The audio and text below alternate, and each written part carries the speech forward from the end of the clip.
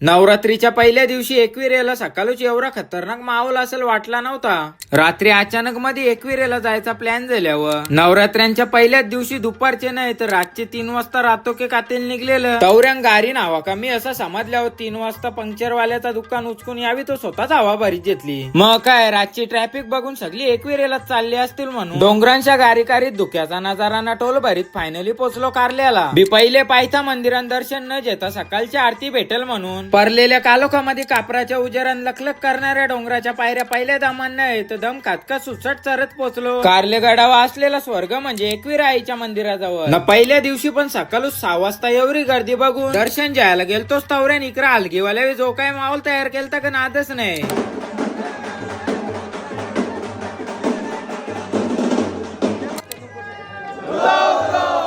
मग काय माऊलीचं दर्शन घेऊन बाकीचा पार्ट 2 मध्ये दाखवतो तो सर फॉलो करून ठेवा.